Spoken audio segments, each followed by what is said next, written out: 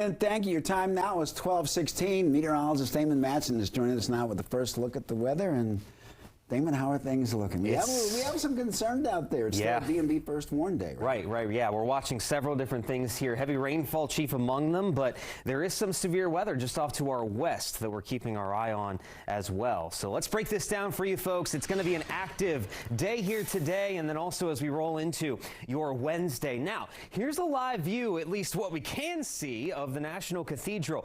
It is downright cloudy, and it is foggy across much of the DMV. We have a lot of cold, damp air locked in over the area, and this is going to play a role into just how much of that thunderstorm activity to our west ends up making it here in one piece. All of this fog and this cloud cover may actually be a help to us as we move forward. Now, checking it out, again, visibility numbers are dropping below that 10 here, so at times we are going to see fog and mist that we will have to contend with, but that is one of our minor concerns here. Again, it's all about that rainfall and thunderstorm activity. At this current moment, the only bit of activity nearby is just off to our north along the Pennsylvania-Maryland line. We're seeing some steadier rainfall across parts of Allegheny, Garrett counties, and then most of that activity is just skirting by north of Hagerstown, north of the South Mountain Corridor. Now, just off to our west, though, we are paying close attention. There is a line of very strong, even severe thunderstorms that are working their way across West Virginia. Yes, all of those red boxes you see near Charleston over south central West Virginia, that is an ongoing tornado watch. And this line of storms has already been severe warned up to the Virginia line here down toward Harrisonburg. Now, I was mentioning that much chillier, damp, cold air that is locked in place over the DMV. It's that, along with the higher terrain, that is going to weaken this line a little bit, but nonetheless, we are going to see some of this activity, at least some of the heavier rainfall, make it over toward the Shenandoah Valley and southern portions of our area here in the coming hours. And here is the Storm Prediction Center's severe outlook for today.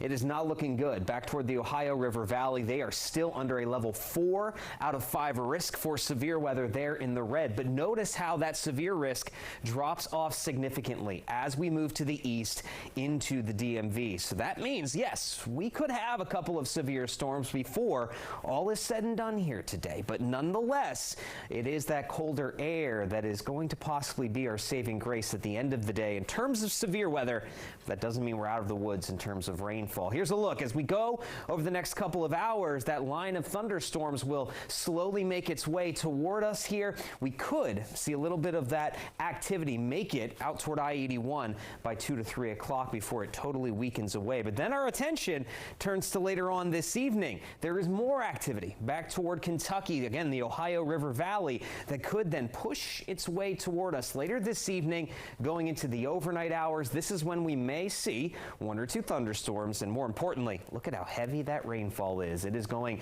to be raining quite a bit out there as we head into the night tonight. Now, that wave of heavier rainfall moves on. Showers will continue as we go through the overnight hours into the start of your Wednesday morning.